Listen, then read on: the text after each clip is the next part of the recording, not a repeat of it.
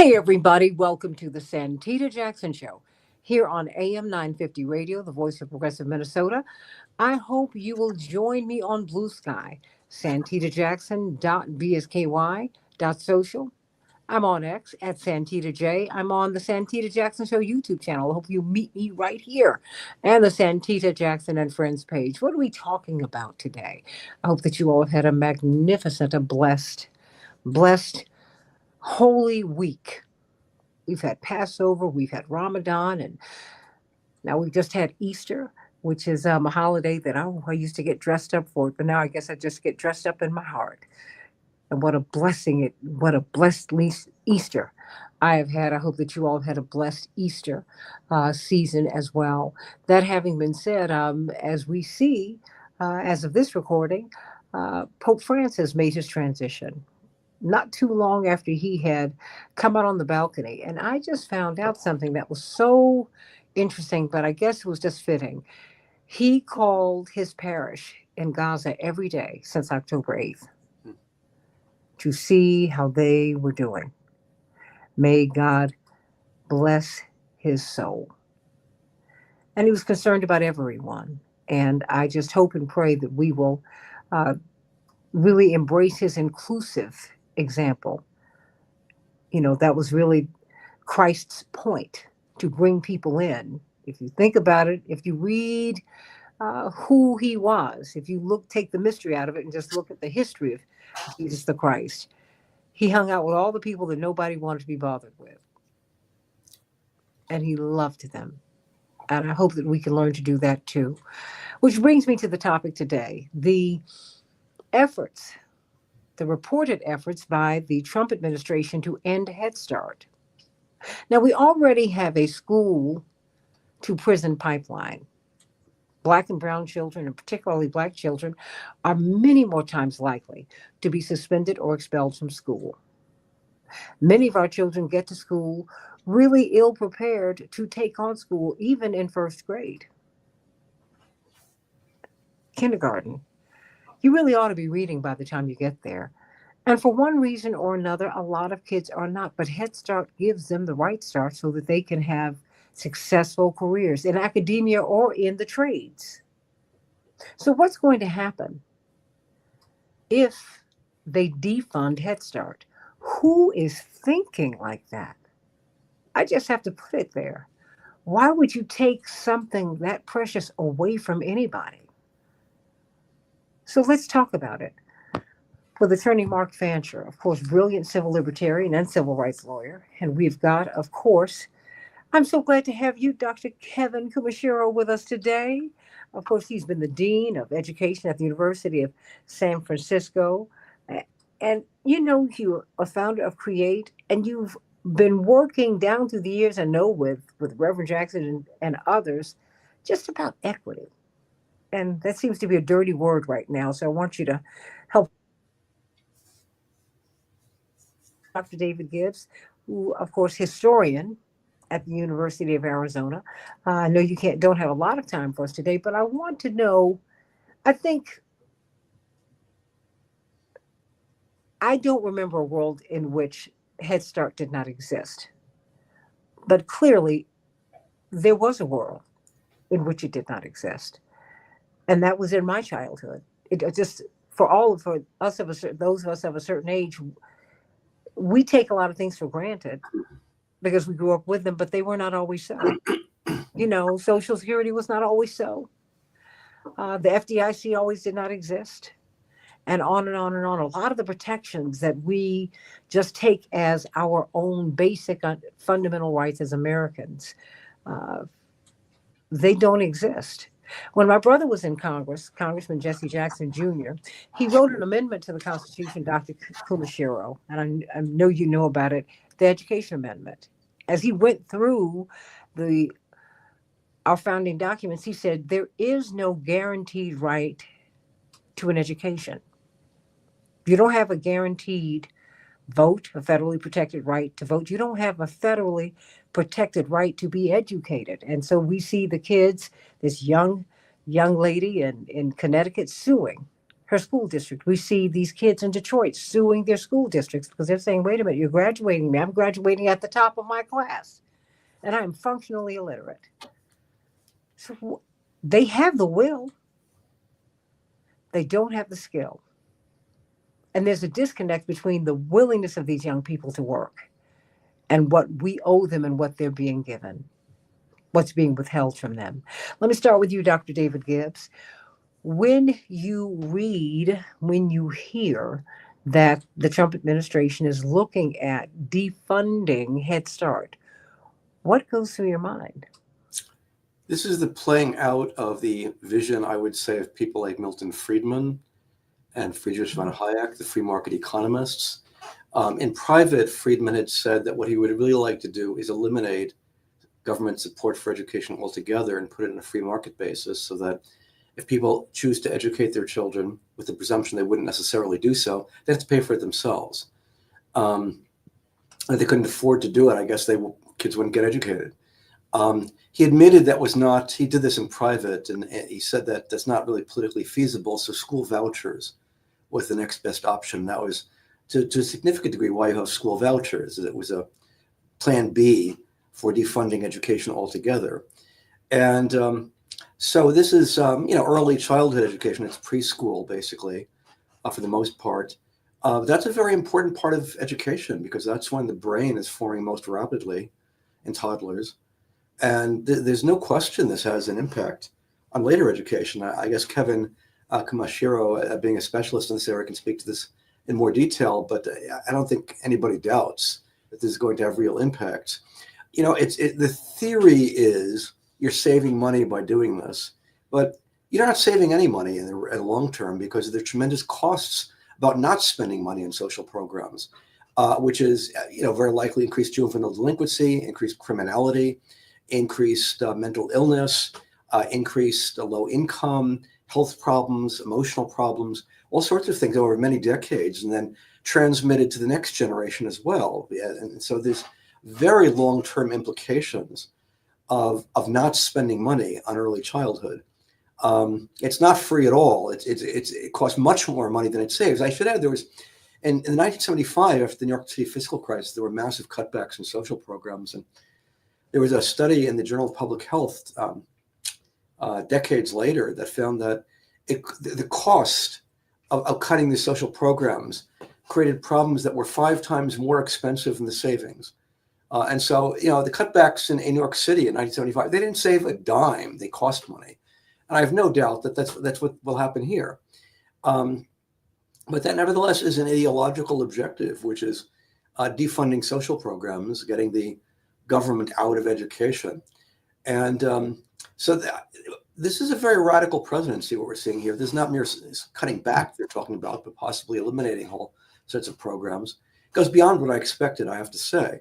My expectation was Trump 2 would be like Trump 1, which was cutting programs, but not actually eliminating them. But we may be on the verge of eliminating programs. Mm-hmm. We could very well be seeing that goes way beyond anything Reagan did or anything people like Clinton and Carter did, who also, in many ways, followed these kind of austere policies advocated by Friedman. This goes beyond anything we've seen before. And so I think the outcome is going to be very bad, including for people who voted for Trump. People, like to imagine, they like to racialize these programs and pretend these are programs for, Black and brown people, but white people benefit from them too. People often forget that. These are not exclusively for black and brown people. Mm-hmm. These are for everybody. And will have negative effects on everybody. I should add that one of the misfortunes, I think, of this program, or the failures of the program, was it wasn't universal. It was set up in 1965 for low-income people. Problem with low income, if it's just for low-income people, it doesn't have that much political support. It's much better to do what they did with Social Security, that everybody benefits from that. So it's an enormous base of support. Nobody wants to get rid of Social Security because everybody benefits from it. It's unfortunate they couldn't have done free childhood, early childhood education, federally funded, for everybody without means testing. This was proposed, I should add, in 1971, but fortunately was shot down by Richard Nixon. And so in any case, I think the effects of this are going to be one further step into the imagined utopia by people like Milton Friedman. It's unbelievable. Dr. Kumashiro, Kevin Kumashiro, you've dedicated your life to education and to really achieving equality and having equity in it. I know I'm going to say the dirty term DEI, diversity, equity, and inclusion. That really has been part of the goal of your life's work. What do you make of this? I mean, I I agree with Dr. Gibbs, or maybe he and I share this view. I knew that this was going to be a radical presidency because it already had been. And quite frankly, more and more of the presidencies are denying more and more Americans a lot of things. Democrats and Republicans, quite frankly.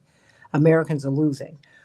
But defunding all of Head Start, I mean, first of all, what is Head Start? What does it do? Maybe we need to start there. Yeah, no, thank you for covering this on your show, and hello, everybody.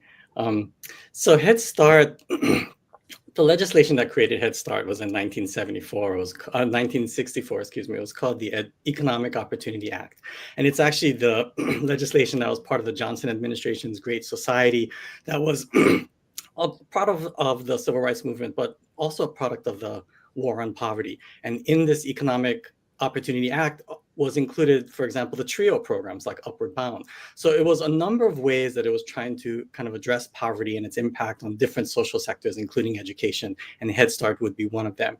And, even this is what, 60 years ago, even 60 years ago, we had a lot of evidence that, as Dr. Gibbs was saying, what happens in your formative earliest years of life has a ripple effect throughout your life, and it can impact your physical development, your cognitive development, your potential for academic success, your social and emotional wellness, and all of that.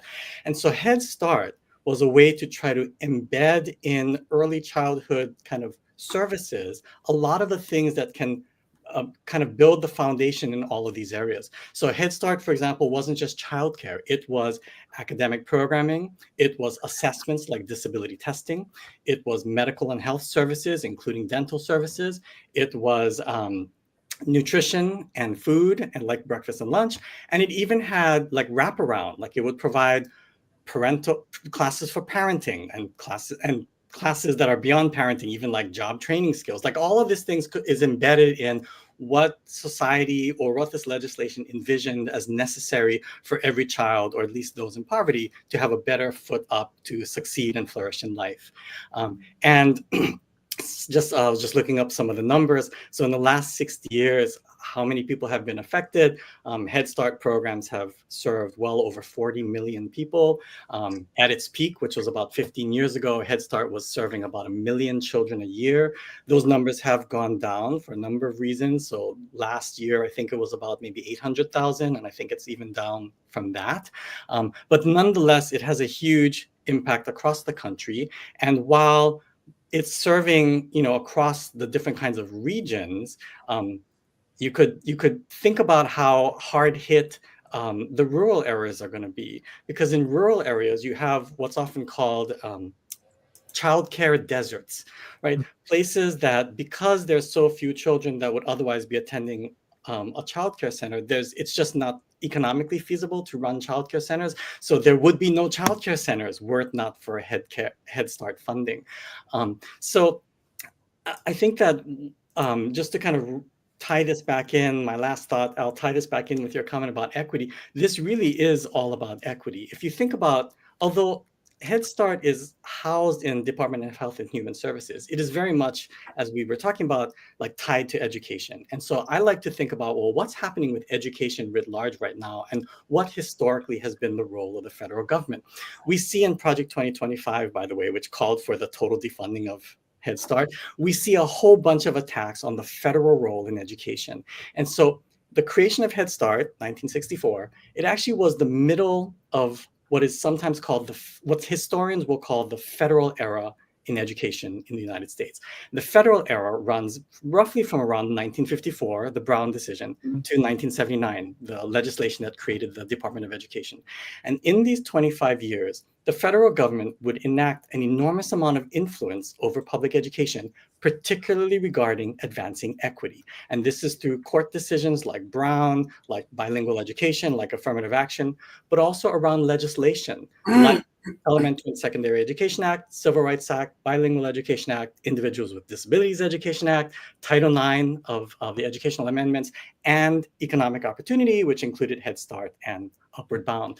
So one of the things that we can see is that conservative and Republican pushes to dismantle the department since its very creation in 79 and 80, that was a largely not just about the department per se. They weren't just trying to close a department, because even before the department came into existence, the federal government was doing a lot of work on education, right? There was a lot that the federal government was doing before the department was created in 79.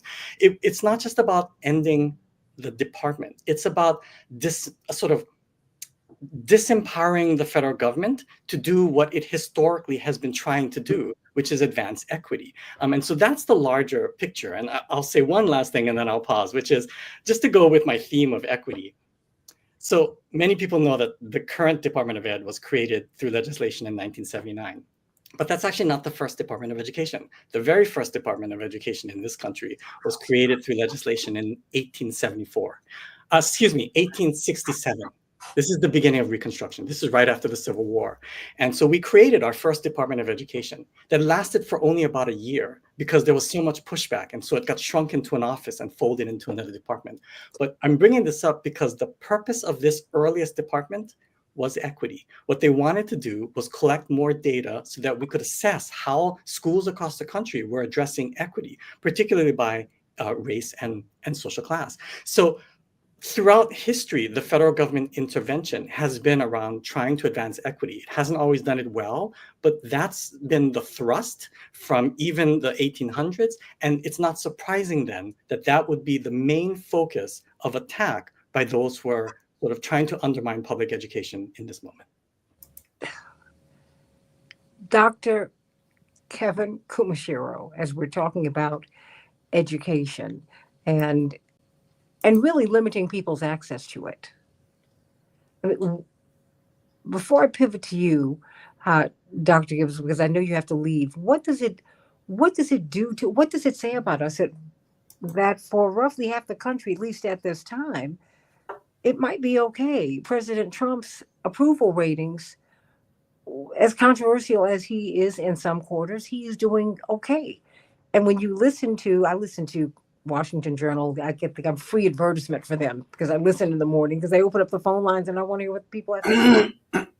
People really think, well, they're making these cuts. We've got to save money. It's going to be okay. I'm like, but you're cutting education. We can't do anything if we can't read. Nothing. What does that say? What does it say about us? That for some of us, this is okay. Yeah, I'm so appreciating the question, and there's probably so many answers, but the one thing that I'm thinking of in this moment is that I think, unfortunately, just going back to Dr. Gibbs's history about kind of the role of neoliberalism in sort of shaping how we think about education policy in various social sectors, I feel like both sides of the political aisle, like Democrats, Republicans, conservatives, liberals. I mean, it seems like so many people have bought into the story that the way you improve things, or even just the way that you conceptualize things, is as a marketplace.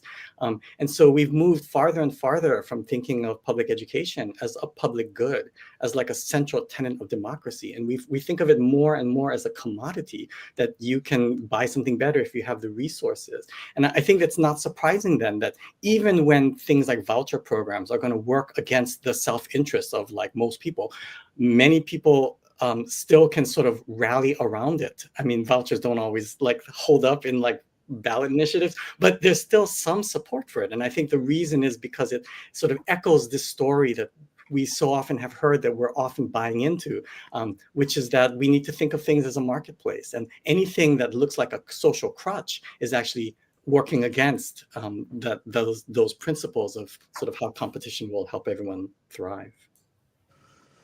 Dr. Gibbs, before you go, help me with this because I think that we've talked about a lot of things that are dangerous, that the administration have proposed and that they're doing. This to me is extremely dangerous. I agree. I mean, globally, we are struggling. Uh, Something very interesting happened a little more than a week ago. America is not the number one economy in the world anymore. It's not China. More and more increasingly, we are not globally competitive educationally. It's not that we're incapable. We don't invest in education. We don't. My sister has her PhD in global education policy. She's a professor over in Japan right now. She's taught in Morocco, has done work in Nordic countries. She's been all over the world. And she said, what's amazing is to see countries that are intentional about educating. I mean, not just children, everybody. I mean, you go into the Nordic countries, you turn on the radio, you can learn many other languages. They are serious about educating their people. We're not.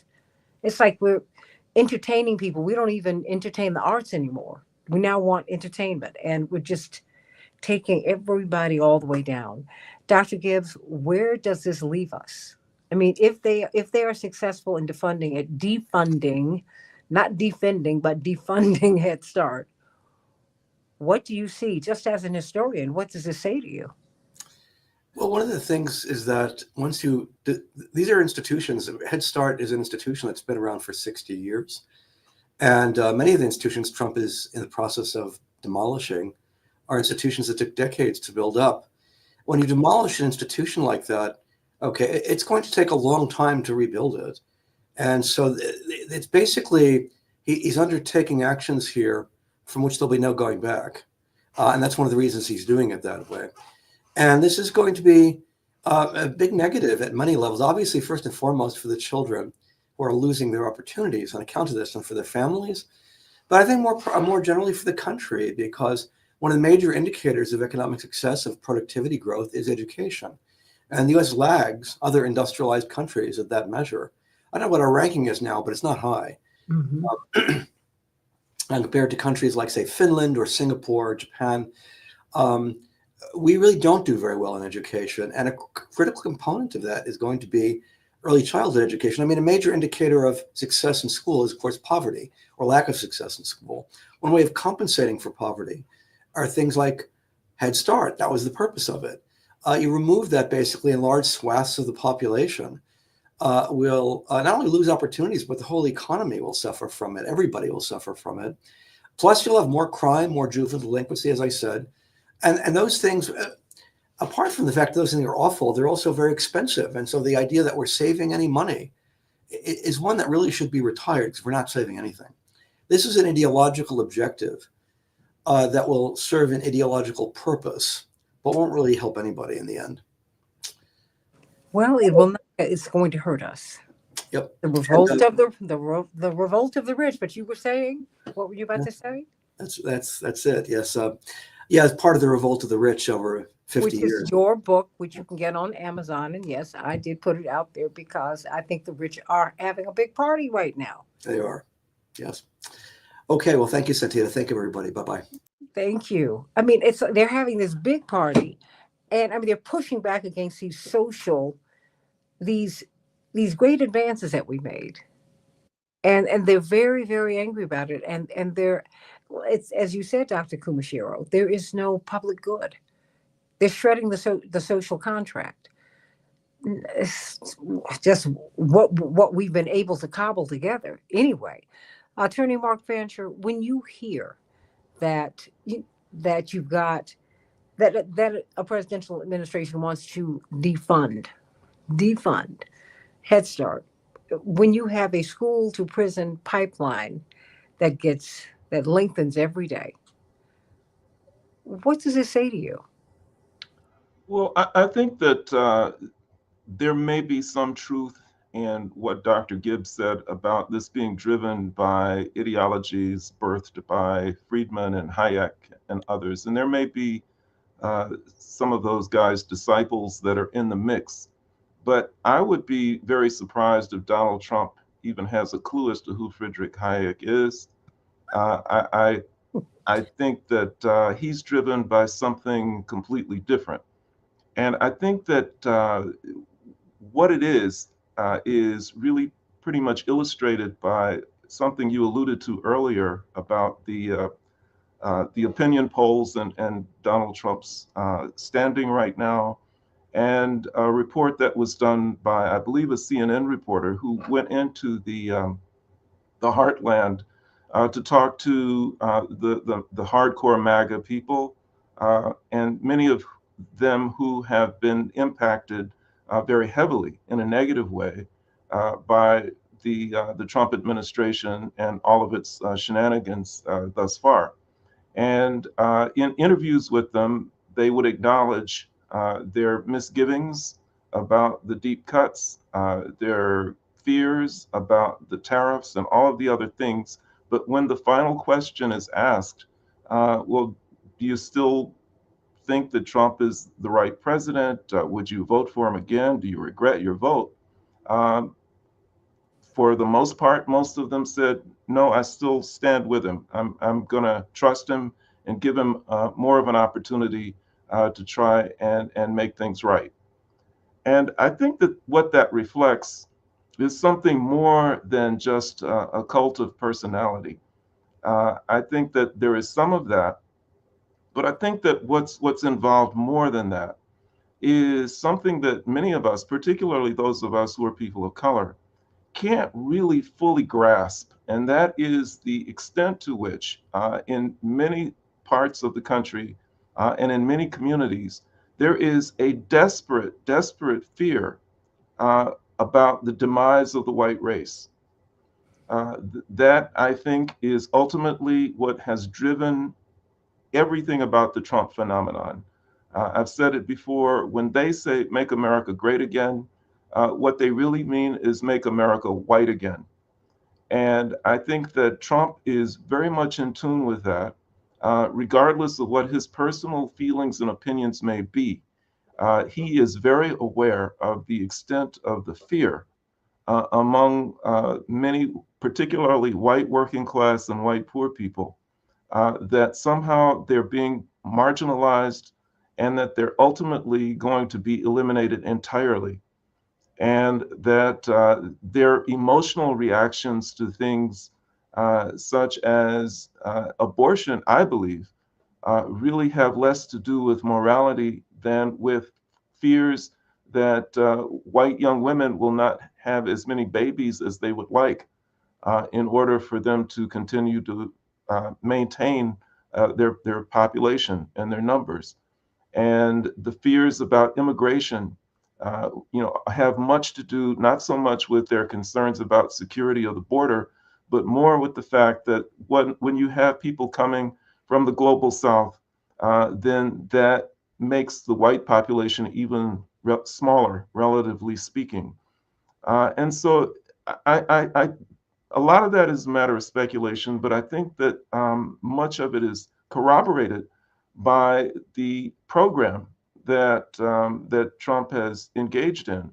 It's an irrational obsession with DEI for those of us who know anything about it. But for him, it makes perfect sense because DEI is code for eliminate anything that in any way gives people of color an opportunity. That has to be eliminated, uh, root and branch. And it also extends to concerns about curriculum, historical record, because basically, in order to advance this program of white survival, you also have to advance implicitly, if not explicitly, a program of white supremacy. And if you have evidence in the African American Historical Museum or in the textbooks about the accomplishments of people of color, then that really works against this idea that white people are inherently superior, and they have to eliminate all evidence of that, whether it's in museums or whether it's in the curriculum or anything else. And absolutely, you have to eliminate things like affirmative action and any kinds of programs which give what are perceived to be unfair advantage to people of color in a competitive situation. And so when we get back to Head Start, then I think that that's part of this entire phenomenon, that rightly or wrongly, there are many people who, as Dr. Kumashiro said, who perceive this to be a black and brown thing. But Head Start really benefits people, poor people of all races. But the perception is that this is something else that they're doing in order to give an unfair advantage to kids of color. And so we have to stop this at the outset. We can't even let them have an advantage, even in infancy. And so we have to eliminate this as well, because we're in a fight for survival here. This is a desperate struggle that we're engaged in to preserve the white nation.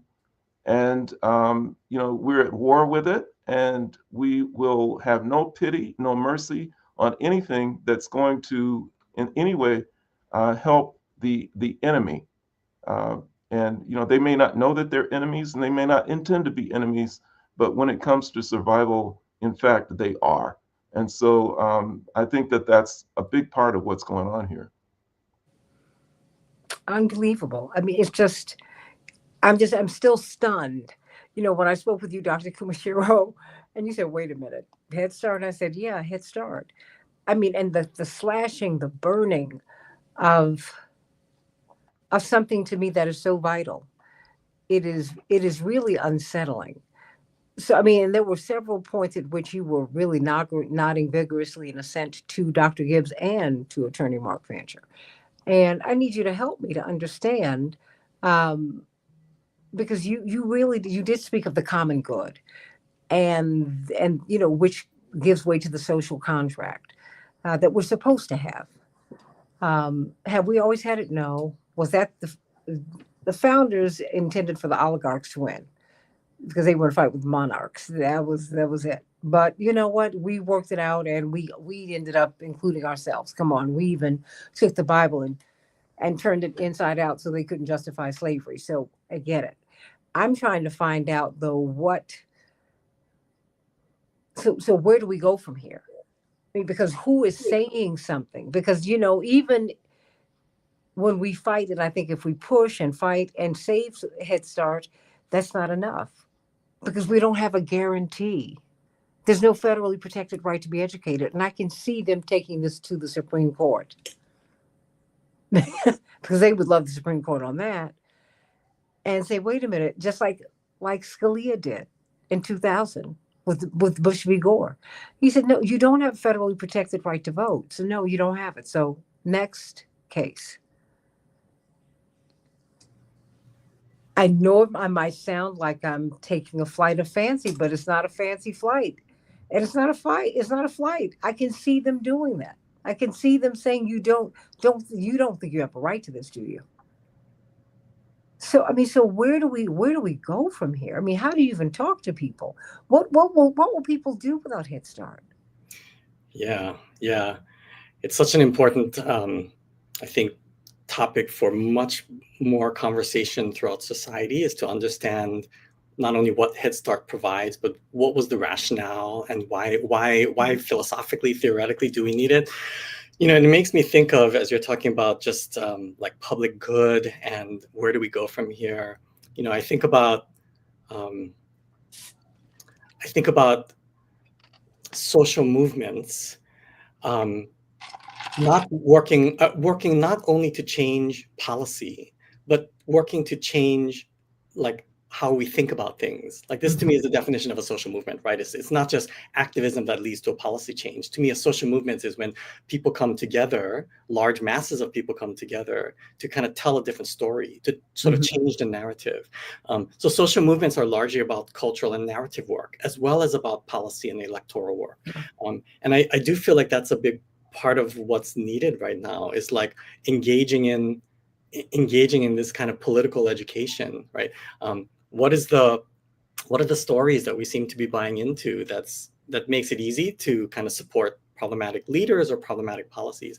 And one of those stories I think is about getting people to think about what actually is the role of education in a democracy. Because I feel like we're at this moment right now where not only is education often thought of as like a commodity, that if you have the money, you can buy it, but I think it's also very instrumentalized. Like we think of education as something that's about preparing us for jobs, and that's our primary role. And I like to remind myself that, not only has education historically played or work towards multiple goals, like moral goals and social goals and democratic goals. But also, education really was never created in this country to level the playing field and to give everyone equal footing, right? We talked today about how education should provide equal educational opportunity. But the reality is that the earliest public schools couldn't possibly have had that as its goal, because the earliest public schools would enroll only a small segment of the population. You had to be white and male, and your family had to own property. And as schools were forced to include more and more groups of students, we just came up with more and more ways to differentiate and sort them, such as through segregation or tracking or labeling or discipline. So while today we might say that the purpose is to provide equal educational opportunity, in reality, the function has historically been to sort. We've just come up with different ways of doing that over time, to sort and socialize.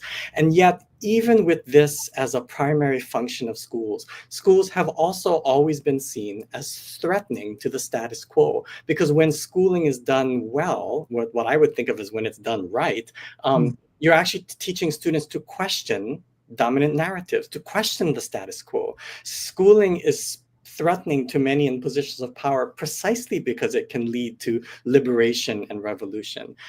Hence, the reality that schools have always been this site of political and ideological struggle, right? It's throughout its history, schools have been a place where we struggle to define who we're becoming as a country. And that's often done through the curriculum, which is why, like right now, it's not surprising to me that one of the most kind of heated cultural wars when it comes to education is about curriculum and about banning what we can and cannot talk about, particularly around the most controversial social issues of our times. So yes, I think part of what we want to do is build social movements that reclaim the narratives about what is the role of school. Here's the last thing I'll say about this, which is I was once at its conference where the speaker was asking us, if we were in like a fascist country, such a germane, like such a relevant question right now, but this was several years ago. And he's like, if we were in a fascist totalitarian country, what would you imagine the school system to look like if it were serving that structure? And so we brainstormed and we were saying, well, for the small group of elite, we might imagine a school system that's pretty wonderfully richly resourced and incredible curriculum that teaches you to think and teaches you to imagine, teaches you to create, and lots of arts and lots of play and lots of well-stocked classrooms and laboratories and all of that.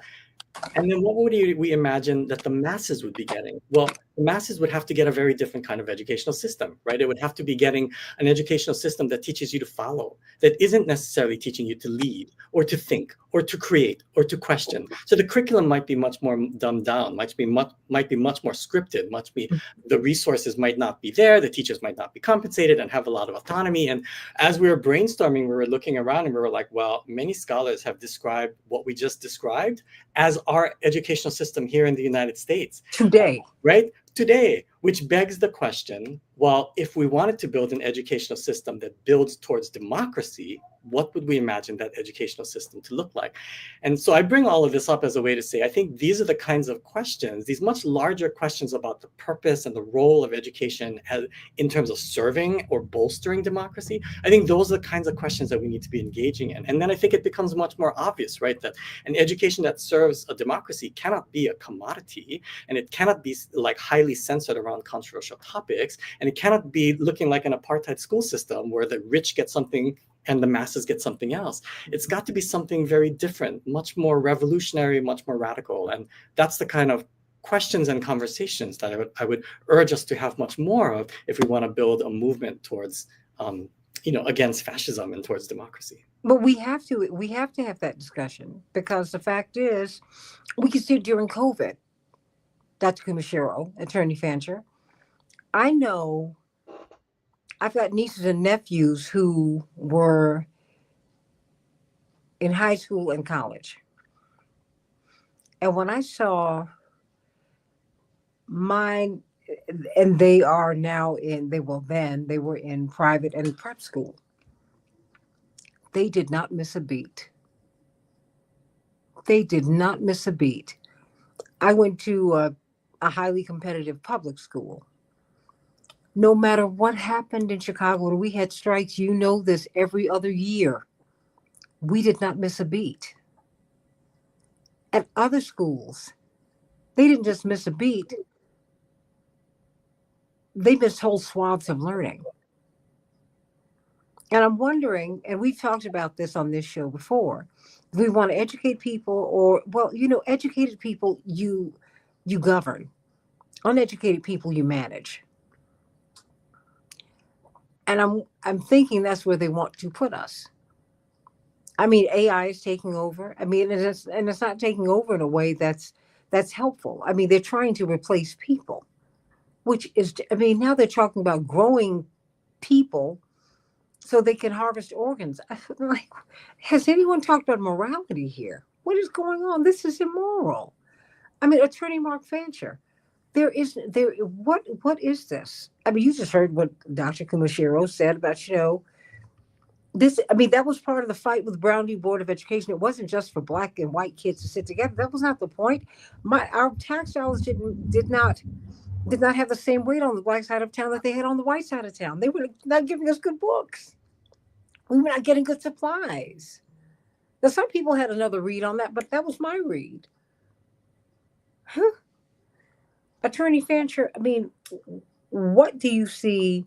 What do you see coming next on the legal side? Do you see anyone taking the administration to court about the watering down of education in public education? Public, not private, public education in America. Well, I think so, and to a certain extent, there are legal challenges which have already been launched, and I think that as much panic and frustration as his executive orders have caused, and his announced plans and his flights of fancy and fantasy about the dictatorship that he's always wanted, that ultimately it's all built on a foundation of sand. That he can write as many executive orders as he wants, but for something to become permanent and institutionalized, so much of this requires congressional approval. And I think that at a certain point, the people who are going to be charged with making some of this stuff stick are going to be feeling enough um, pushback and resistance from their constituents that they may not follow through with it. But I think that the bigger philosophical questions that I think that both of you have raised um, are worth staying with and thinking about because they have implications that go beyond Trump. I Yeah. agree completely with Dr.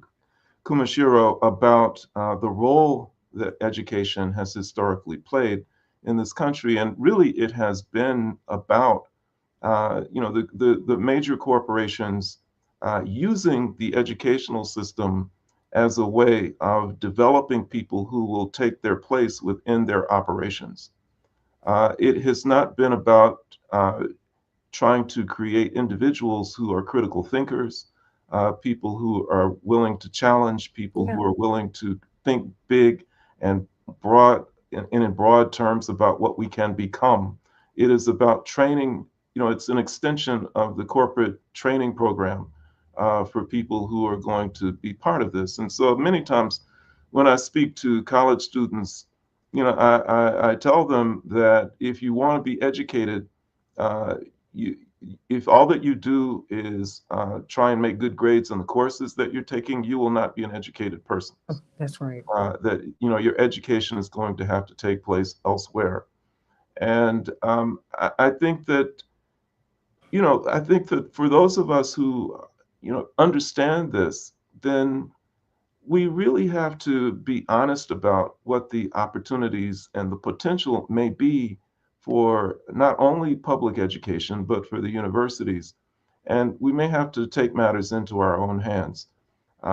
During the civil rights movement and during the Black Power era, when there was a recognition of the deficiencies of the educational opportunities that were available for Black and Brown children, that there were many who organized what some called freedom schools.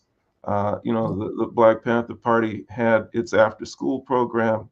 And these were programs that were designed by people who had the best interests of the community at heart, and which were designed to provide the best in intellectual and academic training for the children who participated in them. And I think that the demise of those programs had much to do with a belief, which I don't subscribe to, that we're taxpayers and we should not have to take it upon ourselves to do something that the government should be doing for us. So that if we have won certain civil rights victories and we're paying taxes to the government, then we shouldn't have to take on that educational function. We should push the public education system to do the job that it's supposed to do. Well, there's no problem with pushing the public education system to do the job that it's supposed to do, but it will never do the job that you need it to do for your community. And so there are any number of ethnic groups and racial groups which understand that. The Jewish community, our Jewish brothers and sisters, they have always had Hebrew school for kids that they attend in addition to whatever school they're enrolled in. There are the Korean community has done that for Korean kids. There are other groups that also have programs and schools that they've established so that their kids will not lose track of who they are in terms of their identity. They will maintain continuity of their culture, and they will be prepared, not just intellectually, but emotionally and otherwise, to deal with the pressures that they face in the broader society, because those are real.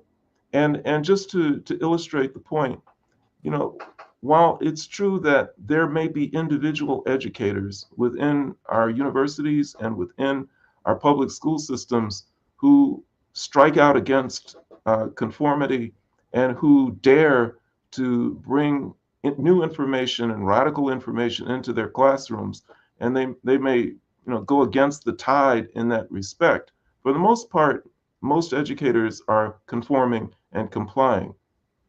But I think that even the corporate world recognizes that they have only so much control of what goes on in the classrooms. And in order to ensure that kids coming through these educational systems will not begin to think too independently, too radically, and to challenge, then they have control over the popular culture. And historically, what they have done in the popular culture is to elevate stupidity to a virtue.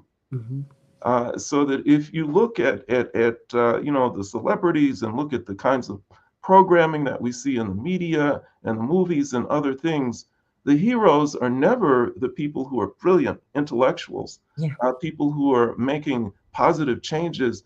They're the stupidest, dumbest people you could imagine.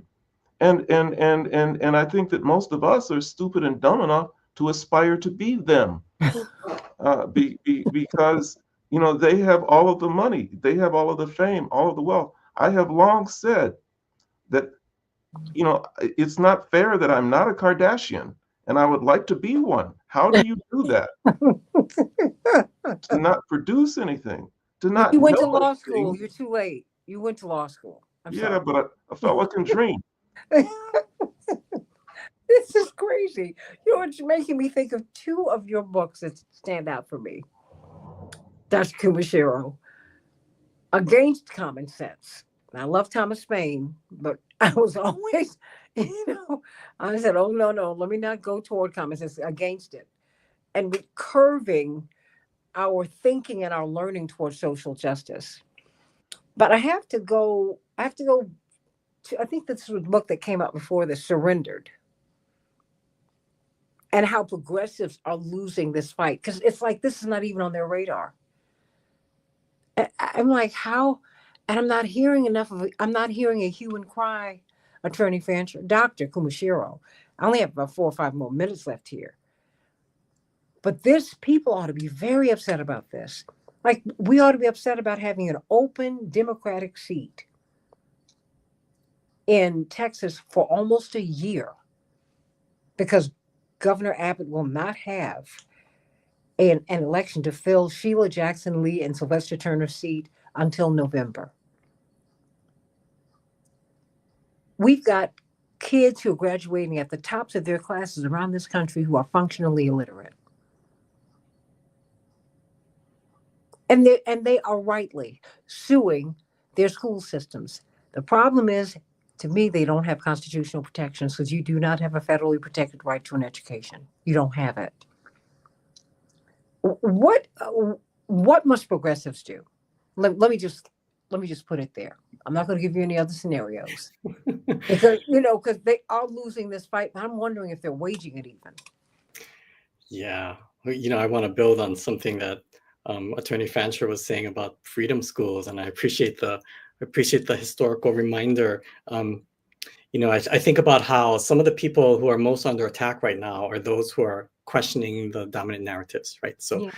courts and artists and scientists and educators. So I think it is important that we think about how doing our work in this moment is a risky, against the grain kind of a work. And how do we really kind of build up our capacity to do that? It even makes me think of, I was listening to this great presentation by the law professor, Dean Spade, who was talking about mutual aid. And one of his arguments is that a lot of what constitutes mutual aid eventually gets criminalized. Why? Because you're offering services specifically because the state has failed to do so, and the state doesn't often want you, and so it finds ways to kind of sort of consume and prevent. And it's not to say that we should all be trying to break the law, but it is important that we think about how much of our work is going to be attacked as either criminal or as immoral or as dangerous. But those are precisely the narratives that we need to be pushing back against, right? Playing it safe, as many universities have been doing around, like, say, censorship in Gaza, is the wrong move in this particular moment, right? We need to be bold. We need to stick up for what's right, even if that brings us under attack, because attacking is how sort of the powers that be sort of maintain their power, right? How do we push back in moments that are very risky? How do we do so collectively? I think there's lots that we can learn from social movements about how they've done that in the past. And that's what gives me hope in this moment, is that there is organizing happening that's recognizing that these narratives about what counts as like just work, they need to be challenged. And that's part of our work. Hey, get the book Surrendered and Against Common Sense. Really, because there's a point to me to education. And it is to move. You're not a machine.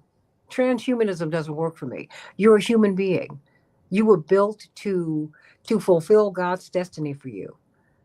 That means you need to think. And education teaches you how to think.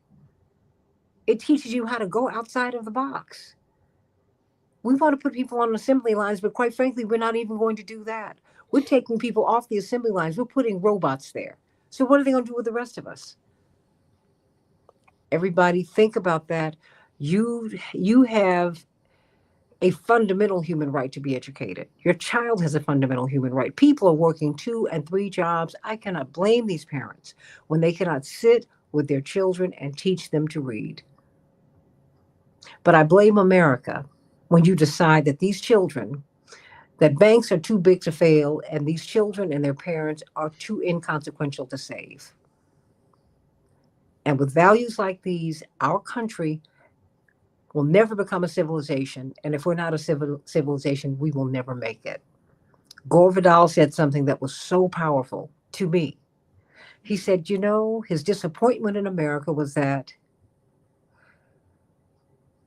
we failed to achieve civilization because we were ambitious for empire. Think about that, everybody. We wanted to take everybody else's stuff. That's our oil up underneath their feet, up underneath their sand in Venezuela, in Gaza. Just keep on going with it. It's not going to work.